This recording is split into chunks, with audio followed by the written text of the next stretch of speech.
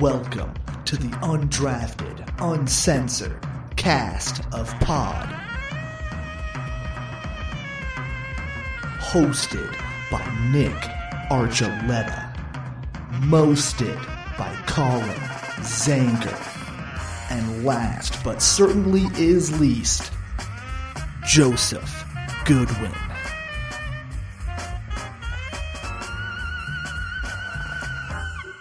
Welcome in everyone to Undrafted Uncensored, where sometimes we have surprises for friends. I have a little costume change. Stand by. Oh, Nick is doing it. I bet you he's putting on his Phillies gear. Red October standing by. Nick just moments ago tweeted about how much he loves the Phillies, and so he didn't mute himself. So I know he can hear me, and he's trying his hardest not to say anything. I like it. He might have his mouth. He might have a costume change, but I have a joke since it is Colin Halloween. must run his mouth. There it is. Bryce Harper, favorite player. Bryce Harper. No, it's Chase Utley. That's what I said. Watch your mouth. Nick loves Philadelphia. Nick I loves hate Bryce Philadelphia. Harper The specifically. Yankees sign behind him was all a fake. It was all a mirage. It was a facade. You're a maroon. Mirage, you're a maroon. Hey, all right. Since it is Halloween, though, I have to give a joke. So do you know a vampire's favorite phrase? Be What? positive. Oh man, there it was. That's pretty good. Just like I'm pretty damn positive you're a Phillies fan, Nick. I am right now. They're gonna beat the Mets.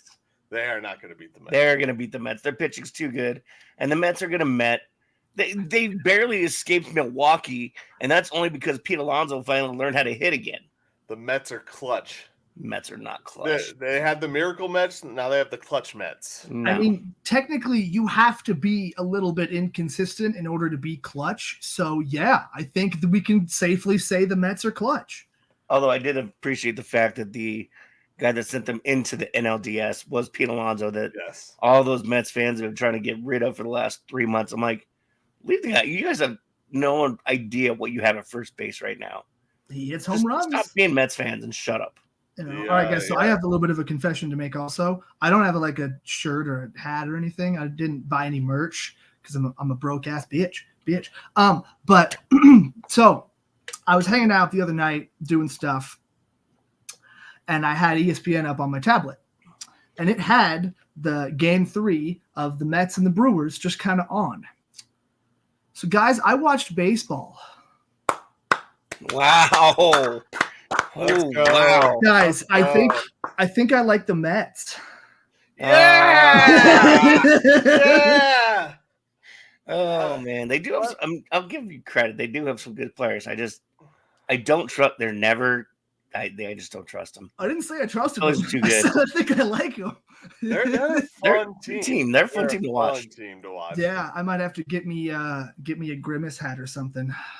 There you go. I'll find something that I had from New York that I still have from my Mets visit, Joe, and I'll start your Mets fandom. I love it. Yeah, I'll let me know. We'll add it onto my bill for fantasy football that I owe you. No, that's a gift. Fantasy football, you owe me. Fantasy football's a gift. Thanks, buddy. I really appreciate that. Just let me know what I owe you for the Mets thing. That's awesome. I really appreciate that. It's more than 100 then. It's more than 100. You owe me $100.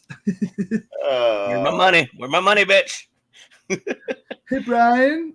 We cool. I mean, I don't know if you guys know this, but I'm in the 98.3 percentile of brackets for Major League Baseball right now. That's pretty good. Good for you. Yeah. All one game they've played so far. No, Well, this is the whole. He had the sweeps, and then the 3-game series because the Mets just wouldn't die. I lost the bleeps, and I lost the sweeps, and I lost the creeps.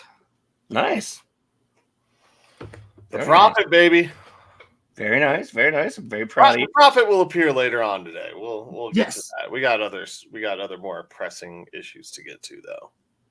Yes, let's start with a downer so we can come back up again now that we've had some jokes and had some funs and everything. part of my childhood has died, and it's one of those prolific moments that I still remember to this day, watching Dikembe Mutombo on the hardwood and holding that basketball over his head, crying just with sheer joy and excitement.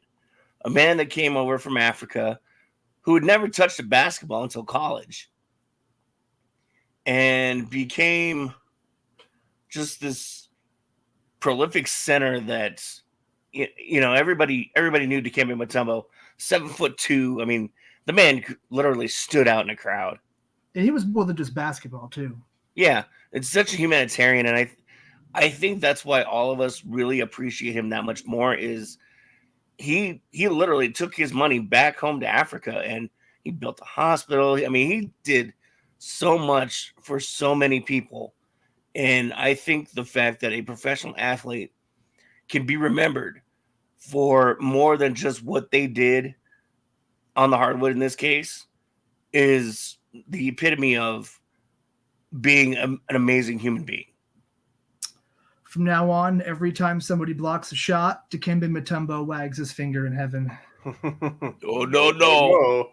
Not in my house.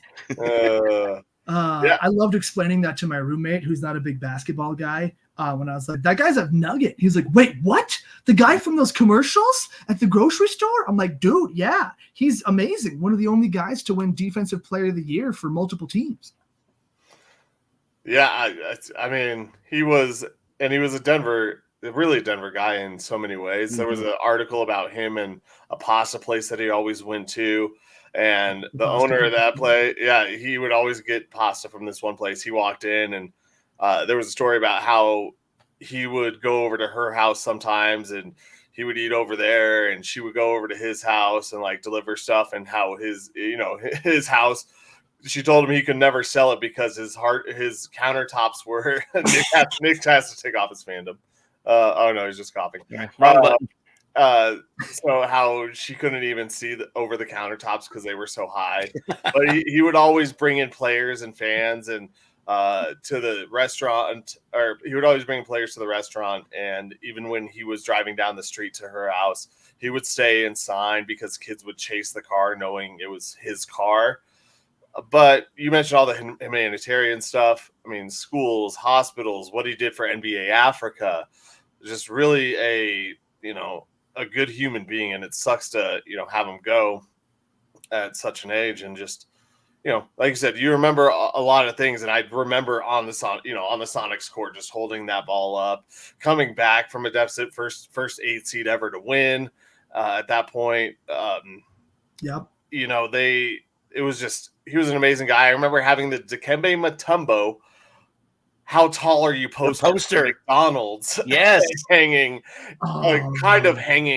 in my room because my walls weren't high enough to have it go all the way up. So the bottom part of it was kind of cut off and it didn't quite reach the whole thing, or the door, not my room. My room, I had more than 7 foot tall walls, but the door it was hanging on, which was the only place it could go, I couldn't close or open the door if I had it hanging all the way. So just tucked it underneath.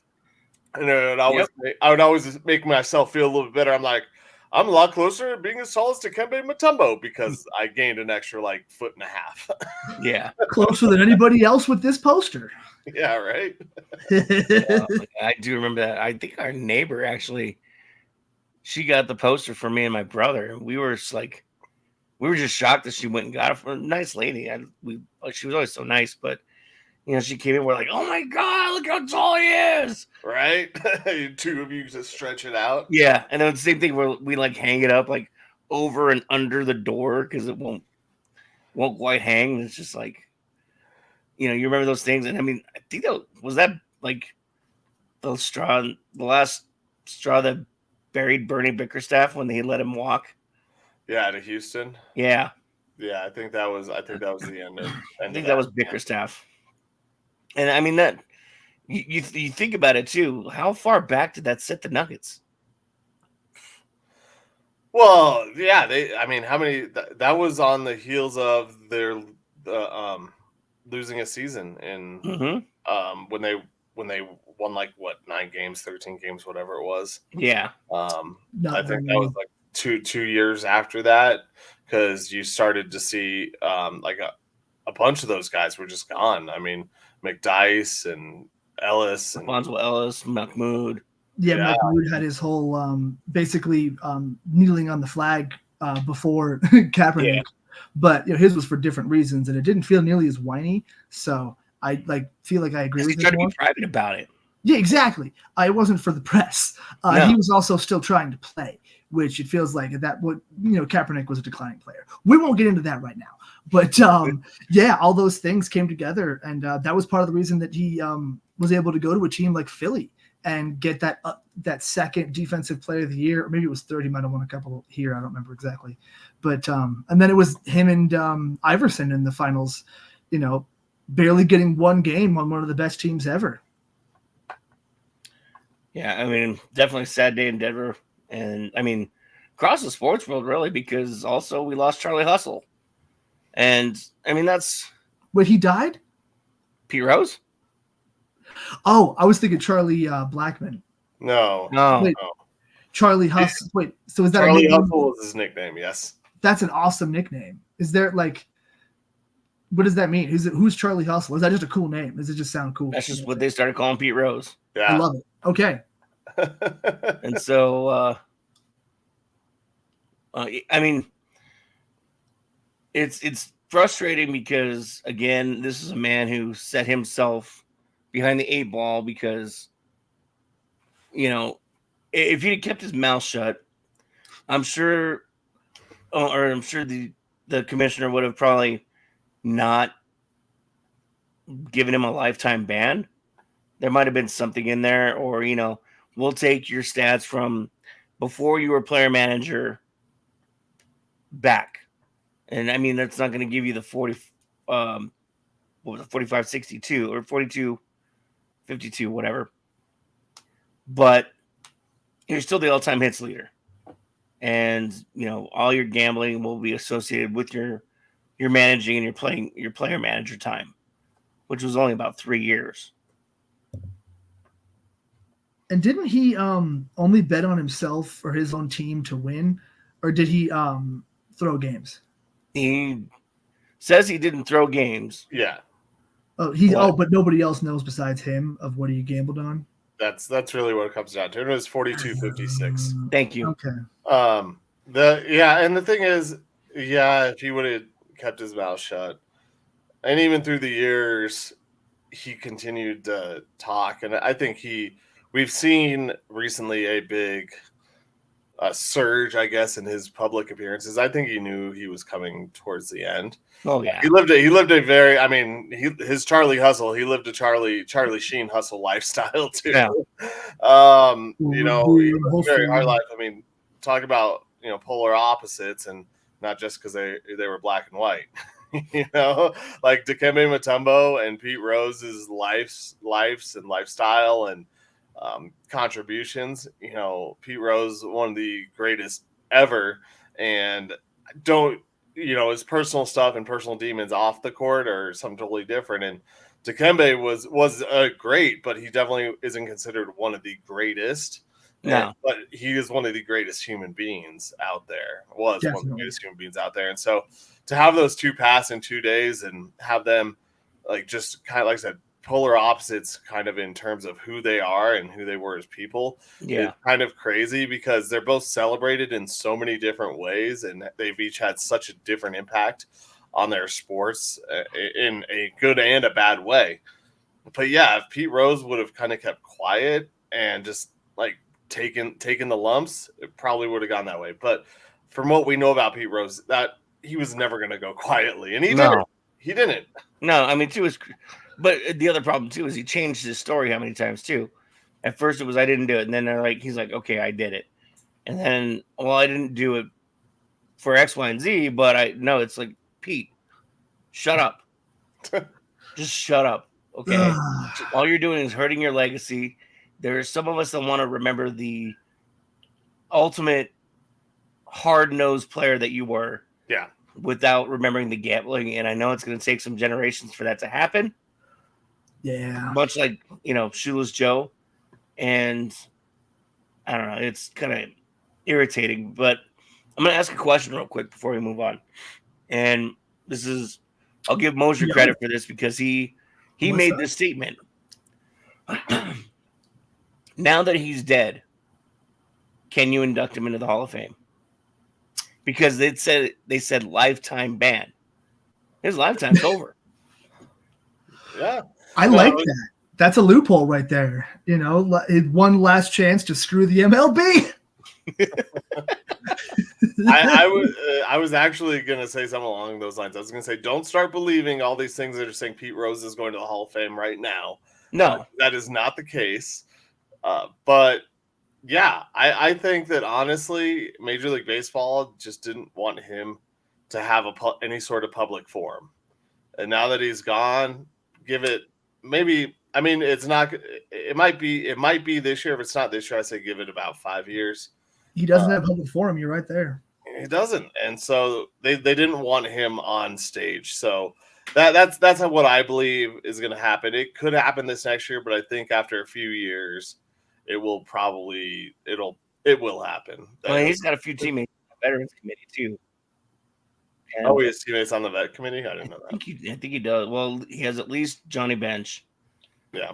I mean, it just depends on how Johnny Bench really feels about him. There's the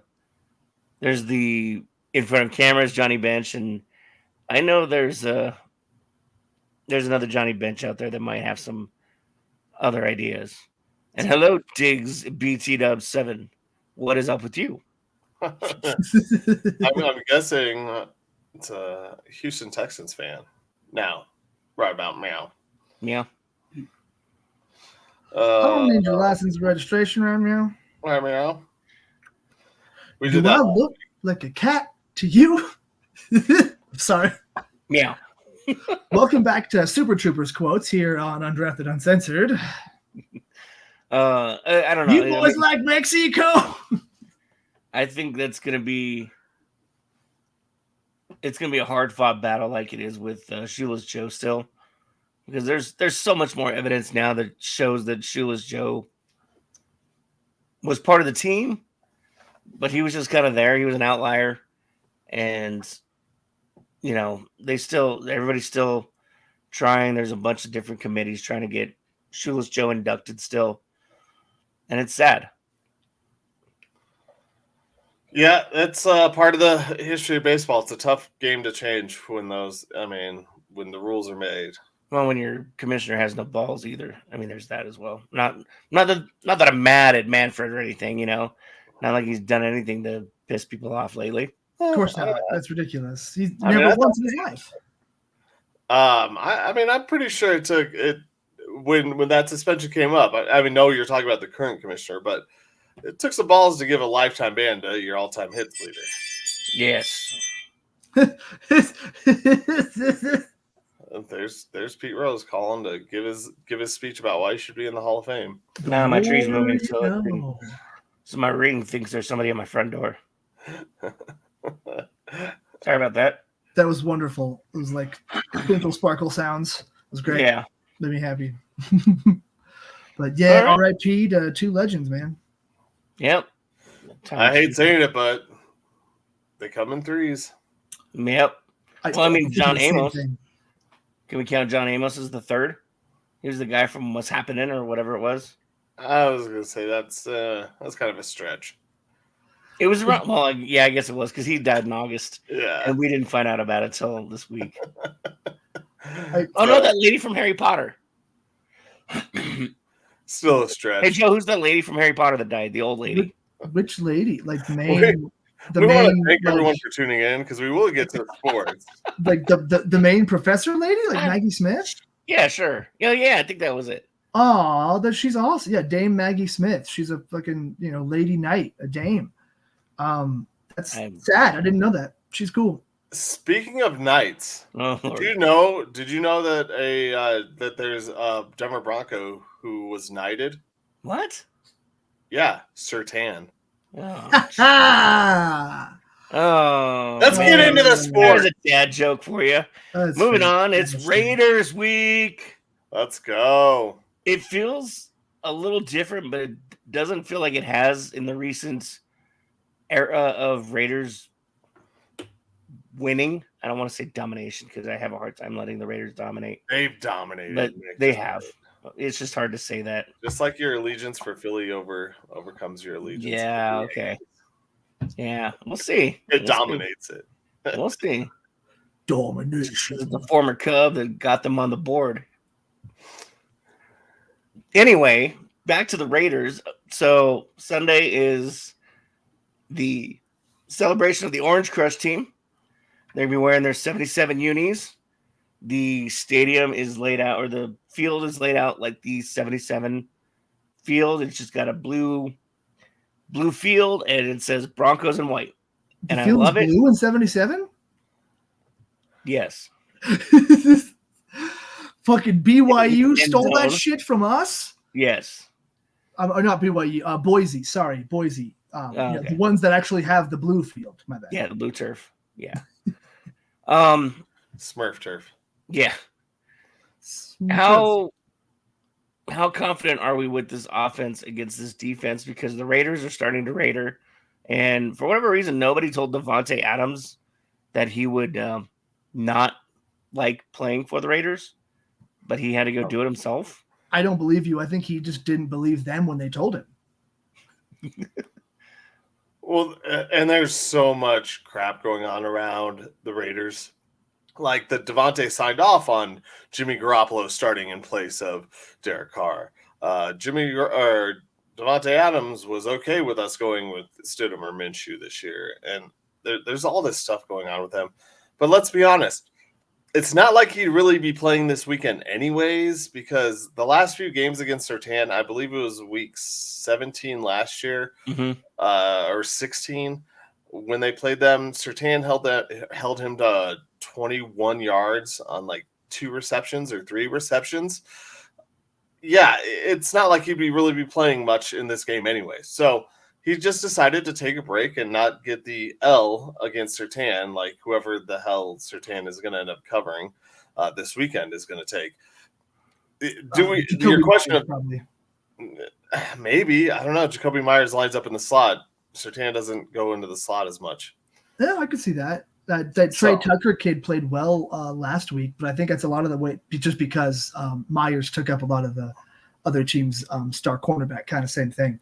But who knows, man? They all kind of suck, so just put Surtain anywhere. Yeah. And I mean, offensively for the Raiders I believe Myers is out. We already know Davante's out. Zamir White, their starting running back, is out. Their left tackle is injured or was injured on the injury report. They got crap all over the place. They're hurt. And so for the Broncos, offensively though, they're going up against a team without their leader on defense in Max Crosby. Thank God. This is that. Yeah. Thank God. This is that whole. Can you perform above the expectation? Because the expectation is that the Broncos should easily win this game. Will you show up, or is this the Broncos of past that play down to their competition? And that's the scariest part for me, is that these Raiders are no good right now. Not that don't have any talent, but this is one team, the Broncos right now do have more talent than. Yeah. And I can say that pretty confidently at this moment in time. So who thought you'd be able to say you're that? Playing without money? You thought Carolina might be one, but I'm not thinking so anymore. Can you win when you're playing with house money right here? You have all the things in your favor. Jokes. You mentioned the 77. Yes, you like that with Vegas.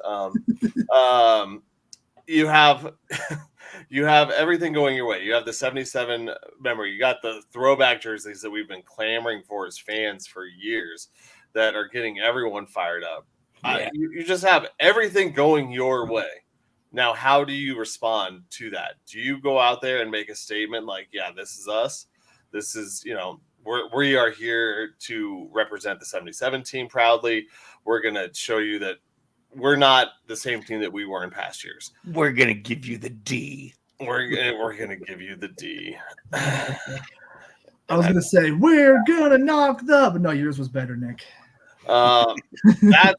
That's where I sit. So confidence-wise, it's hard to be very confident after a 60-yard passing game, 60-yard week of passing. And I also heard this the other day from my man KJ. You guys know the last time the Broncos had a 100-yard rusher? 2019. No. Too far or too? Too far. Okay. Phil. It would have been Phil. Philip Lindsay? Really? Because remember, he ended at like 900. Oh, 1,000-yard rusher. I was thinking. I'm sorry. Phil got 1,000. Phil got or the last time. No, this was after Phil. Excuse me. Okay. Latavius Murray. What? Really? So 100-yard rushing game or 1,000-yard rushing season? Yeah, you got me confused. Or 100-yard game. Sorry. Okay, because we said both. Okay, 100-yard game. That's how I love that. Latavius Murray. Yes. Sorry, 100-yard game is Latavius Murray. Guy. Yeah, not 1,000-yard. Yeah, 1,000-yard. Yes, Phil had that, but gotcha. But yeah, Latavius had a Murray game. Had a last 100-yard game for the Denver Broncos. Jeez. That's so. Great. This is one of those games where if you're going to beat down a team, you need to be able to run the ball. Yes. You need to take their will to play this game away from them and just, we're going to dominate you. This is our field. This is our time. You guys don't have a shot. And so from go, if the running game is not going well to start in the first quarter, I'll give it like 2 drives. If that running game is non-existent, then I'm worried about this game. Then I'm worried about them losing. But as it stands now, I'm confident in this team beating the doors off the Raiders. And the Broncos have shown that they can start to get that running game going. But the problem is that was with Bidet, or whatever he wants to be called now. I know it drives me nuts though that anyway, I digress. It's going to show you where those running backs are, and maybe you need to make a change. But with them, if Bidet can get the ball going, maybe it's the problem is Javonte or the running backs room. I mean, I hope he has a good game because I think he's my starting running back right now. Hey, man, that's how it goes. I mean, I think Javonte is definitely going to get the bulk of the carries, at least at the beginning, because he's coming off of having the best game of anybody else in the last game against the Jets. And granted, that was still terrible, but it was a terrible circumstances kind of game against a very good defense. This defense is not that. It's not quite as banged up as the Buccaneers defense, so it's kind of somewhere in the middle. You said they're missing Max Crosby. I don't think I knew that. Yeah, Crosby's out. Oh my God, that's phenomenal. Yeah. They still, I'm sure, have decent starting tackles and ends elsewhere, so it's not like they're missing everybody up front, like I said, like the Buccaneers were. But like, I think you're right, Colin. I think the run is going to be a big part of how this game goes, and how much Sean Payton actually uses it too, because he's been known to not call enough runs and go flow of the game instead of making sure to just do the efficient thing. We may also see different guys. We may see Javonte loses a couple yards on a couple plays. All right, fuck it, hook. Here comes Jaleel. Same thing, hook. Bidet. Or if he's healthy. Bidet's out. I don't think he's playing. But whenever he comes back, kind of that concept of like, what, we just need to try different things, because he's been really happy to move personnel a lot too and try to get matchups and fuck with the defense in that sense. But yeah, it's going to be really interesting to see how they go about that. Oh, they might just try to do a bunch of Bo Nix stuff. Well, it'll be Blake Watson back there. Yeah. Oh, that's true. Or even moving Mims into the backfield. Okay. So I have the injury report if you're ready. Yeah. Tyler Bidet is out. Cool. That's it. Yep. JL Skinner, Josh Reynolds, and Tremont Smith fully practiced on Friday. Okay. For the Raiders, all right, kick your feet up because this is going to be a long one. On it. Max Crosby is questionable. Divine Diablo is questionable. Thayer Munford Jr. out. DeCamerion Richardson out. Michael Mayer out. Kanai Mauga is questionable. Devontae Adams out. Dylan Parham questionable. Tyreek McAllister, questionable. Colton Miller and Jacorian Bennett are both playing. Trey Taylor, Zamir White out. Luke Masterson out. And then the rest of the guys that don't really matter that much are listed as playing. So there's your injury report. Raiders have a lot of issues going on. I don't know when we'll find out about Max. It'll probably be a game time decision. Yeah, I thought he was listed as out. I'm pretty sure he hasn't practiced all week though. I'm pretty sure he has been DNP and might just be questionable. Okay. Because that's the tag. He might try and go game time, but that's what he tried to do last week. And this is limited participation on Friday. Okay. Well, even if he's playing hurt, that's still, that's a win. I'll take that. It's not as good as fully out, but I'll still take Max Crosby on one leg. Dude. I'll be fine with that. Yeah, for sure. Like I said, all of this is that game where everything is pointing towards the Broncos to win. And to take off the orange and blue sunglasses, this is also all the years that they've ripped our hearts out when it's like, this is their game, Oh yeah. Pretty straight up honest. It's like, I'm still gun shy and getting my hopes up on this team because I still, like I said, I already said it. They're coming off a 60 passing yards game in New York. And I know the Jets defense and the Raiders defense aren't even in the same stratosphere. No one get that one. I got it. I was kind of mid-drink when you made the joke.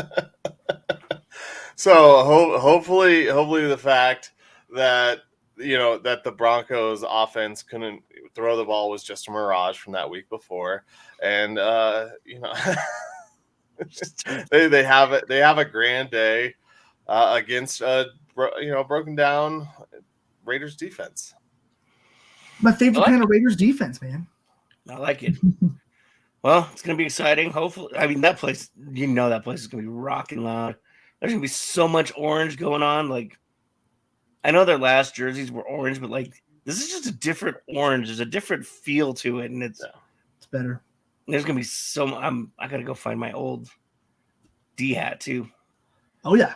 I got to wear that bad boy with my Tom Nalen 77 jersey. Fuck yeah. I might have one you could borrow if, I thought his number was 66. Brought someone.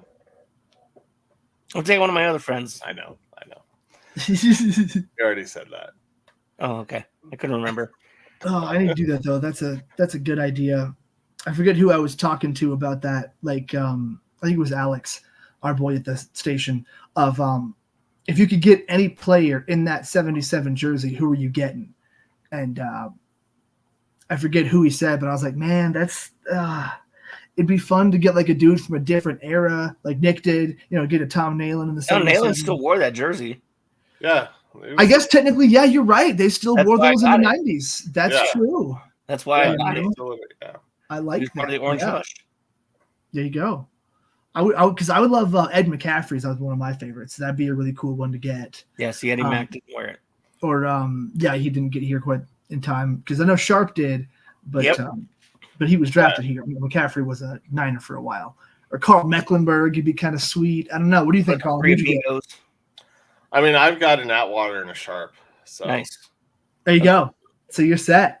Are they in the 70s Slevin kind of style? Yeah. Okay, nice. Yeah, and Elway's the easy answer, of course. But I don't know. You can't walk around Mile High without seeing at least 3 of those. Yeah, dude, it's One thing I do want to say, kind of early victory formation thing that we talked about when we were talking about the running game for the Broncos and Javonte, and what I believe we're going to see in all of the NFL now is that uptick in offense that I talked about earlier, because the preseason is over. Yes. And I think we got a glimmer of that on Thursday night with the Falcons and Bucs game.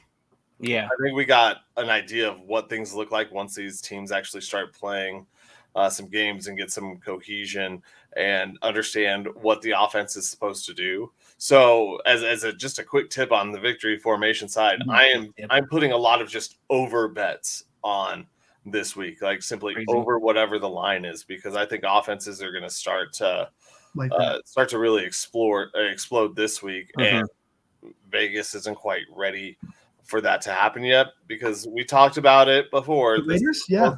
The injuries this season.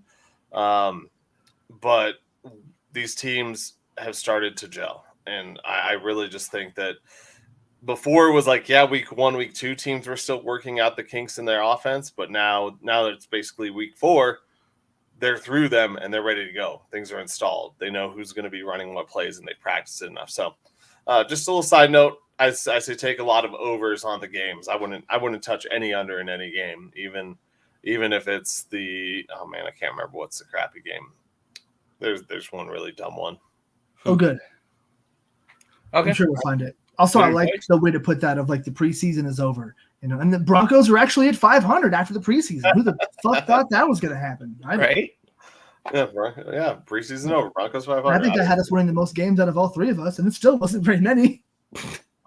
Well, I at least had a bowl eligible. Bronco Bowl. They were bowl eligible. Hey, they made you play CU in a bowl. Yeah, speaking of bowl eligible, Bubs got lucky with this bye here this week to start prepping for a ranked team. They face off number 20 K-State next Saturday, and I like the timing of it because it really starts to really get into conference play now. And I mean, obviously UCF is part of the conference, but really, this is where it starts to really. This is where the rubber really meets the road now, and this is where Prime can prove that he's turned this team around. And if you can make it a game at a K-State, then you're gonna start setting up some decent opportunities for these kids. Well, yeah, I mean you can. The problem is that you can say that, hey, the Buffs, excuse me, they have this week off, but you know that that K-State also has this week off. Oh, do they? Yeah. Damn it! I thought they didn't. Oh, I thought I saw they were playing. That's less cool. No, you could be right, dude. I might have read the ESPN thing wrong. To the Google machine. GTS, baby. September 7th, September 13th, September 21st. No, yeah, they have this week off too. Well, yeah, so it goes, it goes both ways. Granted, the Buffs get to stay at home, which is good. This is a big matchup. Mm-hmm. K-State is coming off a big win over a ranked OSU team where they beat them 42-20. I mean, they demolished them. Oklahoma State didn't deserve to have 20 in that game, and they were ranked higher than K-State. So, can CU go in, beat a ranked team? Last year, we saw what happened when the Buffs played ranked teams in the middle of the season. It did not go well. No. So, do they build that momentum? Do they have that chip on their shoulder like we talked about going into UCF? Because they're dogs in this game. So, will they let the dogs out? Who? I think they will to an extent. Is it enough to win the game? Who knows, man? But, UCF is no joke. That's the team that everyone expected to beat the shit out of CU and prove to them how good this conference really is. That was supposed to be a team that they weren't supposed to be able to handle. Not necessarily upper echelon top tier, but nobody thought CU was there anyway. So that it's kind of like the mid boss in the video game, or the lower round of the tournament in the anime, where the hero fights the guy that's like, he's pretty good, but then all of a sudden, now we get, now it's Goro. He's got 4 arms. What's good? Or no, it's Kansas State. It's the cat version of Goro. I forget his name. Doesn't matter. There's a cat one. Oh yeah, it started with an N. I can't remember it. I believe you. But that's going to be huge. And it's, we don't like to be in that position, but we're talking about moral victories. Because do we think they really have a chance to beat Kansas State? With the way that they played, yeah. Yeah. I mean, in all honesty, the way that they played last week was the first time that I really feel like they've dominated. We talked about it. They just dominated the game the whole way through and through. And so for them to have that game being such big underdogs, because any other time that they were underdogs, they still kind of believed that they were better than the other team. I don't know. They didn't really take it as a slight, I guess. So I believe they took this as a slight last week against UCF, and I think they're going to carry that momentum. This is exactly what I talked about months ago. Was you don't know what is going to happen with this team, what win propels them or what loss propels them. If they had lost to like a North Dakota State to open up the season, I don't think they beat. Well, they didn't beat Nebraska anyway, but they wouldn't beat. They wouldn't have beaten CSU. They definitely wouldn't have beaten UCF because they would have been a tailspin for them. So, yeah, I think that momentum is a huge thing for these guys in this team and some of that confidence. So going into this, hopefully they can put past them their last year's inconsistencies against ranked teams and step up and win this one. So can they win it? Yeah, of course they can. Kansas State's is a better football team, but there's no doubt that CU has two, if not three, of the best players on the field. And they just have that sneakiness about them too, that they can come in and everybody's like, oh, they only have Shedeur and Travis Hunter. That's all as long as we can. No, they're sneaky with their other guys, and they get them working. They get them wins. Yeah, because that was last year. We had Shedeur and Travis, and it was just like that's all they kind of said they needed, and it didn't work last year. So you're right. They've definitely retooled and kind of tooled up this year. Like a lot of those kids are working out. It's kind of crazy. By the way, I think this just came out officially. Jets NFL says no to finger guns officially. Oh, so none at all. This is such no fun league. Get the cannons out of Tampa Bay. Yeah. Get the muskets out of New England. Yep, can't do it. Can't do it. I've always been offended by those cannons personally. Who's the worst commissioner? Yeah, I really don't understand. If you're pointing it at someone, yeah, maybe I get it. I get that more. But come on, man. There's you can have no more Shooter McGavin moments, right? Like what if you're doing you can't shoot the ball in a celebration anymore. What if you do eat shit for breakfast? Like, come on, Oh, God. I don't know. That's of course. Leave it to the NFL to take the fun out of it. It's stemming off of the Alan Lazard penalty that helped the Broncos last week. He was sitting on his ass, pointing at nobody, just straight ahead. Or do like a gun. You can do like a gunslinger thing, and it's not like threatening murder. I don't think that's now Spider-Man. Yeah, there you go. Oh, that's Spider-Man. Yeah. Go. Fly. I'm gonna entrap you in my web for the rest of your life and let you die without eating. Up and away, web. Instead of fake guns, I'm gonna Spider-Man you. I would so do that. That's 100%. Good. I mean, I like Petty. Petty's just fun. Yeah. Yes. Can I do this? Can I do the side Spider-Man? Yes. To the Spider-Man sideways. That's how you do it. I'm just saying I love you. I just look at that one episode of The Simpsons where the cop dude is like, "Hey, Chief, it's my birthday. Can I turn my gun sideways?" Okay, birthday boy. It's like that Key and Peele where like you can only do 3 thrusts, and he's like watching his crotch. 1, 2, tweet. That's great.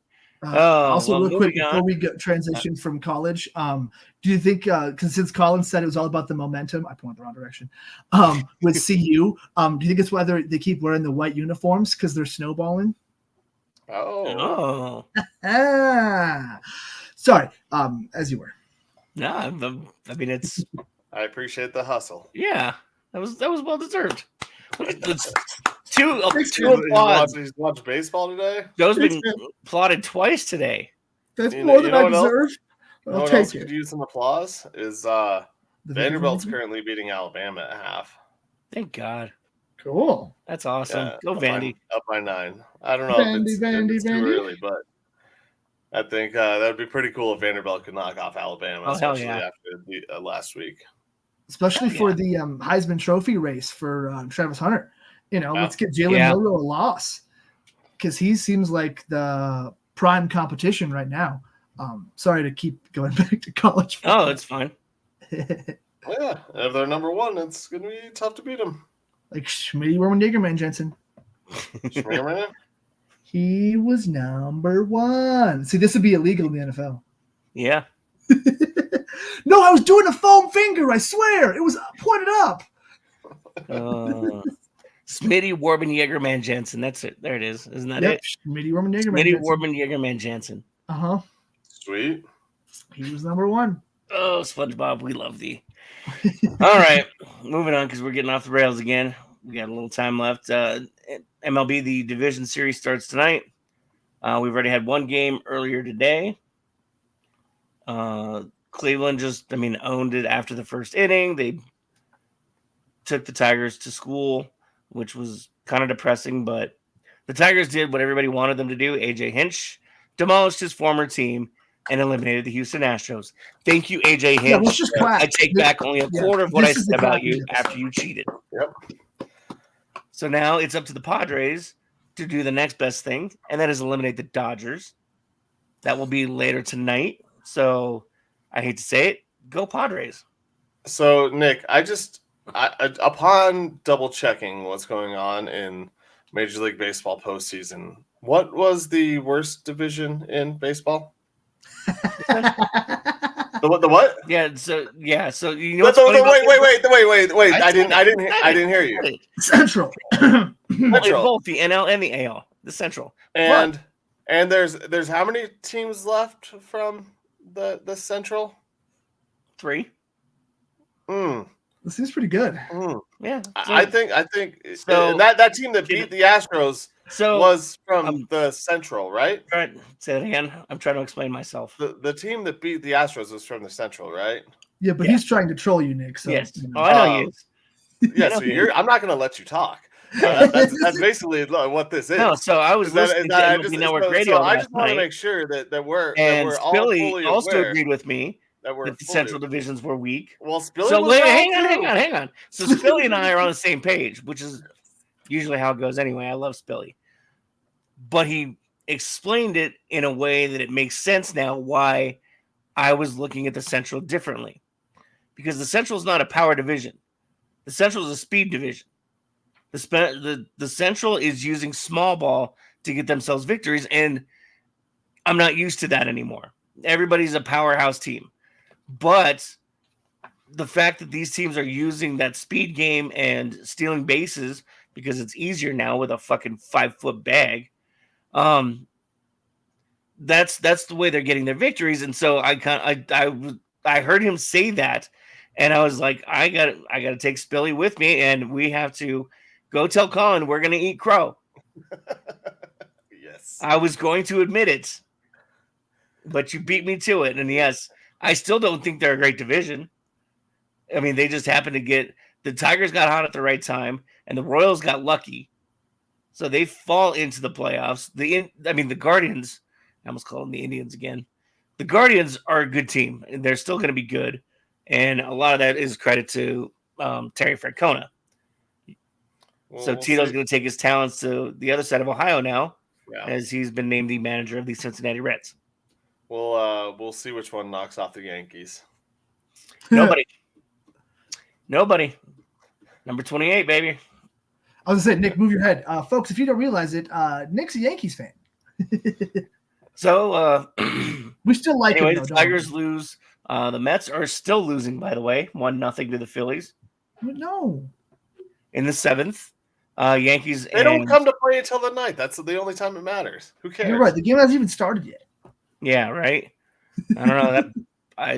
I still trust Phillies pitching more, but Yankees will play here in a little bit against Kansas City. That's gonna be an interesting matchup because I don't know. And this is going to be a 5-game series for this round, correct? Yes. Okay. And then later tonight, the Dodgers and the Padres out on the West Coast. And that is probably going to be the best series to watch. It's going to be a real battle. And obviously, these two teams do not like each other. But all the attention is going to be on Shohei anyway. So if I'm the Padres, I'm going to let all the attention go to the Dodgers. I'm going to sneak under them and deflate that Dodger balloon and walk out into the NLCS where they will face the Phillies and lose. Nick's favorite team. Because Nick loves the Phillies. Yeah, Nick can't wait to see Bryce. No, Harper I just take the Dodgers and Manny Machado. World Series. Although I hate Bryce Harper too, but I like Kyle Schwarber. Schwarbomb. Yep. That's what he hit today. Schwarber. Such a good name. It's going to be a good. I mean, it's already been a really good postseason.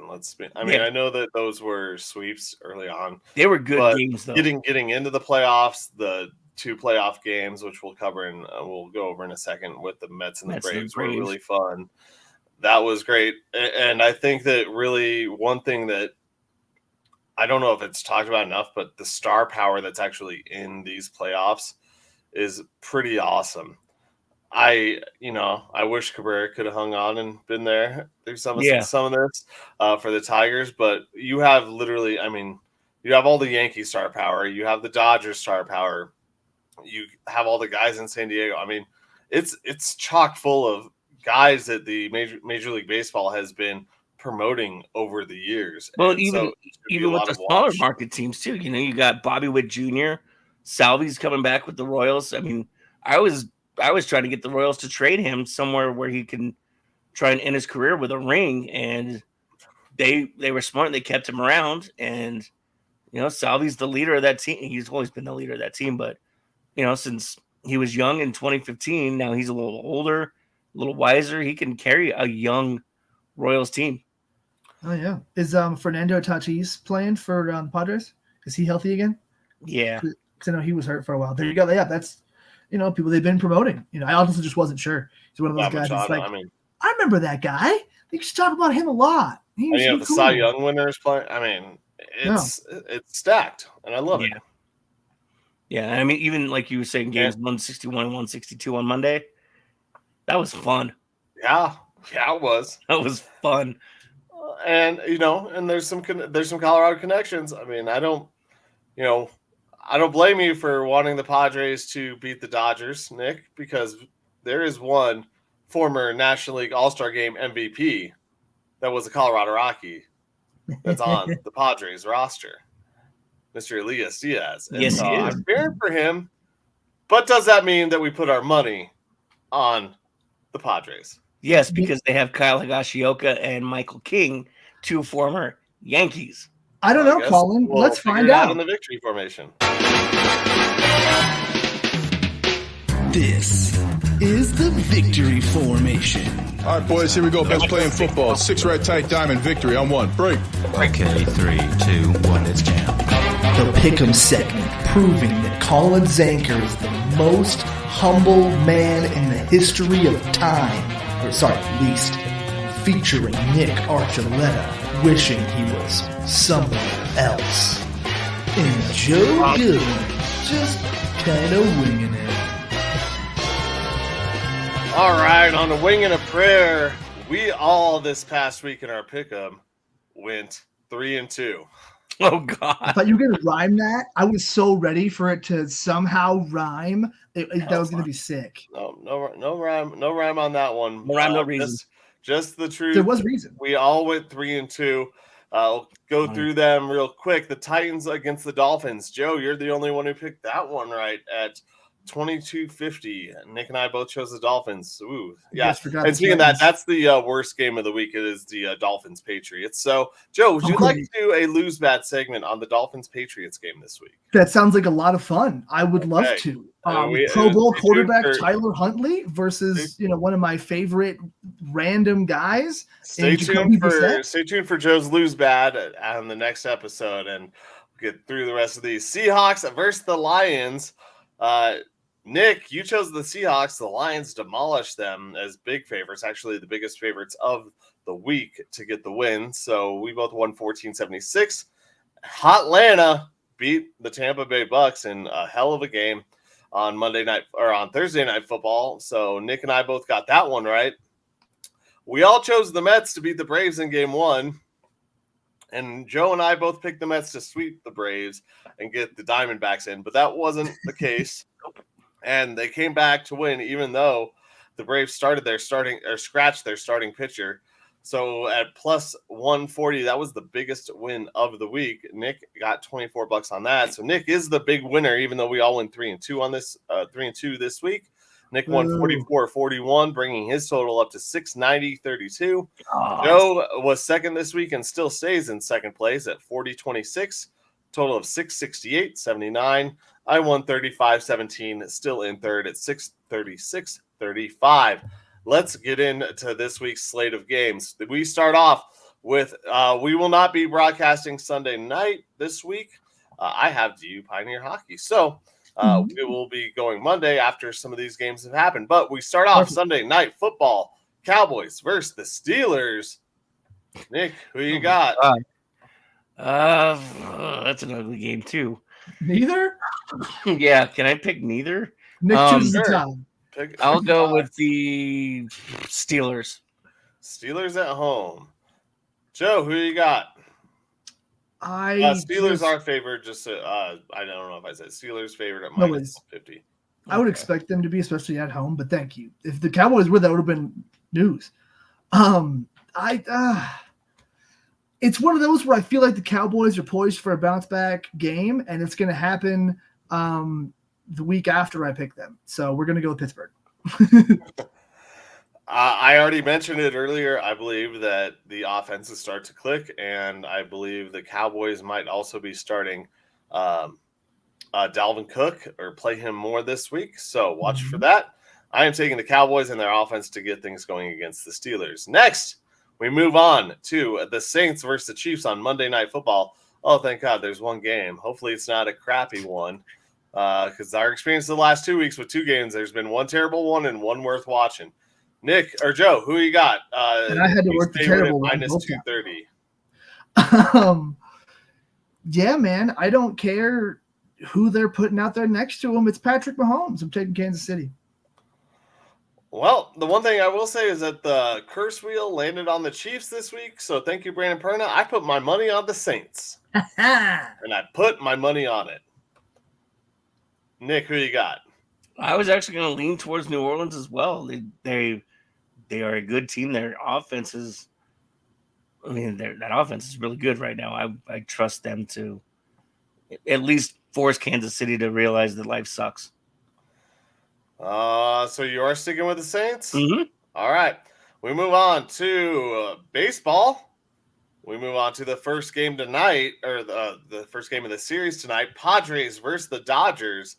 Padres underdogs at +115. Dodgers -135. Home favorites. I'm cheering for the Padres. I want the Padres to win, but I have a lot more money on the Dodgers, and it's going to stay that way. So I'm picking the Dodgers. Ditto. Joe, who you got? All right. Well, it looks like the Padres are going to win because I'm taking the Dodgers. I'm changing my bet for tonight. My bet. I'm gonna put a little buffer bet. All right. Well, we move on to the next game in Sunday night baseball or Sunday afternoon. I can't remember. We already know who Nick is picking in this game because it's the Mets versus the Phillies. Nick's new favorite team, the Phillies, is obviously the home team. Don't have odds for it, but Nick, tell me why you're taking the Phillies. Because they still have better pitching and a better offense, and they're more consistent. And they're not the Mets. Pitching. The Mets are going to Met. Joe, who you got? I watched the Mets. I'm sticking with them, bro. It's Grimace all the way. Let's go. There's no 6 in the year, so they're not going to win. Me too. I'm taking the Mets as well.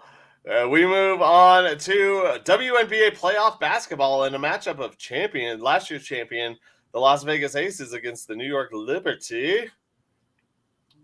Liberty or Dogs on the road in Vegas at +130 against the Aces, -150. Joe, who you got to win this game in this? I think this is game 1 or game 2 of this series. I was about to say, what game is it? That if it's an elimination game, I feel like that's different. It's not an elimination. It's just game 2 in Vegas. There's still. Oh no. No. It's game 4. So New York leads 2-1. Okay. So it's elimination for Vegas, but not for New York because this is a 5-game series. Yes. Ooh, I'm gonna take Liberty Bibberty. Liberty Bibberty. I think that sounds good. I think Asia Wilson has kind of been spiraling, and so we'll see if that affects her play on the court because so far it has not. I am gonna take the Aces at home to win this matchup. So that's give probably me smart. Vegas. Nick, who you got? It worked for me last year. I helped them win. So I'm going to do it again this year. Going Aces. Nick loves Las Vegas, all Las Vegas teams, and the Phillies. And all definitely. Teams. You heard it here first. Yep, Golden Knights, fucking Raiders. We'll have hockey soon, everybody. He does like the A's. Tuesday. It will be.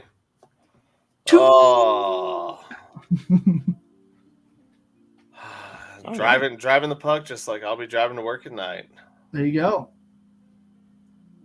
Maybe. Tons of fun. It's good fun. Yeah. Took a second. All right. Thanks everybody for tuning in today. As usual, October's the best because it has all sports and we all love it. So nothing but sports. Wait, Nick, you forgot sports. Sports. Thanks everybody. I have my baseball. That's a sport. Don gets to pretend to play baseball. Thanks everybody for tuning in. We appreciate you. Make sure to like, subscribe, share. Tell your moms, tell your friends, tell your mom's friends. We're very friendly. We're huggable. We're adorable. And we're funny. So tune in sometime Monday night. Sports. And we'll get you another show. Thank you, Michael Spillon, and everybody over at E5280sports.com for having us, hosting us. And thank you to Pike Speak Sports Cards, our sponsor. Again, we love you all. Thank you. Take care. Have a great weekend. Sports. Thanks, everybody. Sports.